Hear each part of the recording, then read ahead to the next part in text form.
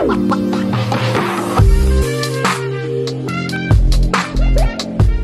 there, welcome back to my channel. My name is Brittney Bundles, and today's video is going to be about the Sezzle virtual card. And what is it? So it's going to be explaining in this video, like I just mentioned, what the Sezzle virtual card is. This is going to be an overview. If you do have any additional questions after this video, please feel free to leave them down below or reach out to Sezzle directly. I may not know all of the answers, but hopefully, you know, we work as a community, and if anyone else knows the answers, be sure to comment back in the comment section. So if you are interested in this video, be sure to give it a big thumbs up. Please make sure that you are subscribed, and let's get right into the video. So the Sezzle virtual card is a contactless card that a shopper can use to make purchases in installments at any merchant that accepts this form of payment. It is stored in the shopper's mobile wallet to make the checkout a fast and easy experience. So this is similar to, like, I don't know if any of you are familiar with different buy now, pay later companies and virtual cards, but let's say Afterpay for an example. If you go into different malls and stores, a lot of times the sign Afterpay or Klarna or Affirm, they're posted outside of like different stores. You can find like Affirm in jewelry stores sometimes. Klarna and Afterpay you can find in like retail stores sometimes. And when you want to use one of those options, you have the option to go ahead and add it to your virtual card and then check out using either option. You do pay an installment up front, and then it lets you know how many installments you have going forward and the amount. So this is really similar to that. It is going to help increase sales, in my opinion. Sezzle lifts sales by 10% on average by enabling customers that would have abandoned because of price to complete checkout. So like I mentioned in a lot of videos, having options for your customers is definitely imperative, especially if you're wanting to be as successful as you possibly can be. Sometimes people have money but don't want to spend it that day or don't want to spend it period in total purchasing whatever you're offering.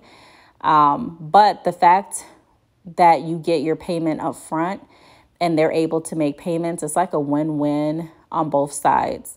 The only downside that I can see with Sezzle, and it's not even really a downside, you're going to run into this with pretty much any merchant that you use, is the fee that they take out for you using their service. But like I said, that's, you know, there's fees with everything. If you are using Shopify as your e-commerce merchant, which I strongly suggest you do. If you're not using Shopify, you can start by clicking the link down below this video, choosing the plan that works best for you. And I believe that there is a free trial. But even with Shopify, there's like processing fees on order. So there's really no way to get around the processing fees. Also, Sezzle does have an option to download training materials. I kind of just scrolled past that. So if you do have a brick and mortar location and you're wanting to train your employees on Sezzle on how to accept those payments, how to communicate and explain the process with potential customers and clients, that information is definitely there for you.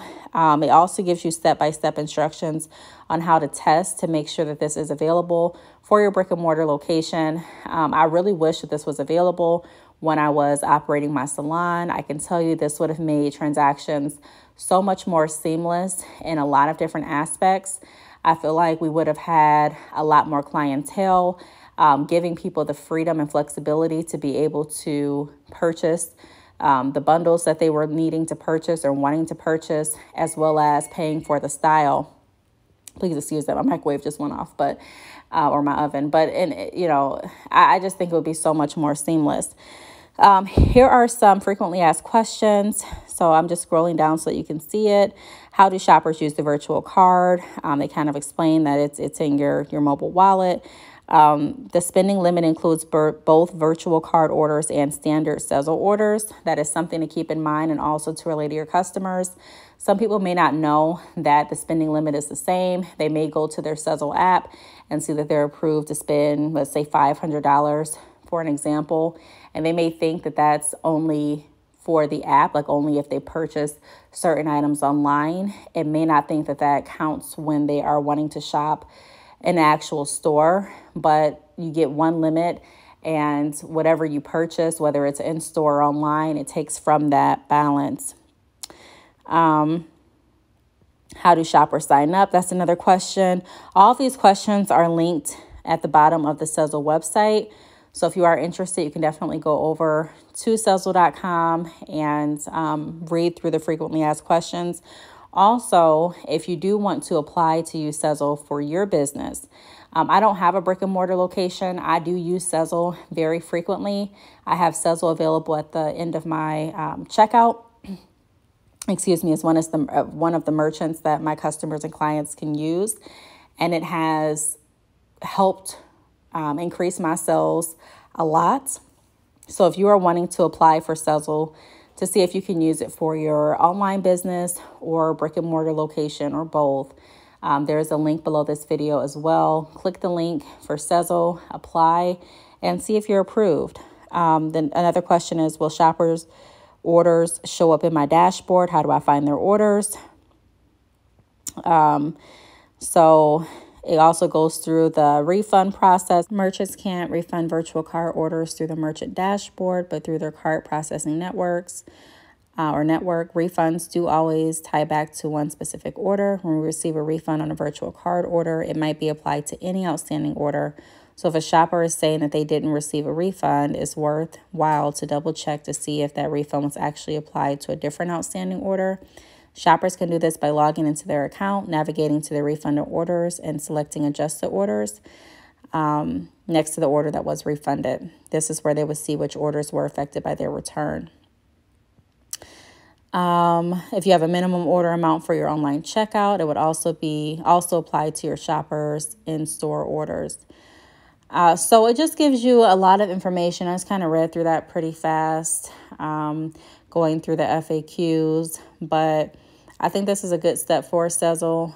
The fact that you can now use it in person as well as online, and how they give us merchants information on how to train employees and also how to refund certain orders and how to pull up the orders in our dashboard and things like that. Seems like a very easy setup. I've been using Sezzle, like I've mentioned, for a while now. And anytime that I've had any questions, concerns, they've always been addressed via the Sezzle team. I've reached out via email multiple times, and I always get an email back within, I would say, no later than 48 hours. So I really enjoy using Sezzle. I really think that it is a benefit to both the consumer and also the merchant, which is, you. So if this is something that you feel will benefit your business, definitely go ahead and click the link down below this video, apply, and see what happens. Again, if you have any questions, feel free to leave them down below. I do want to thank you all for watching, and I will see you all in the next video. Bye.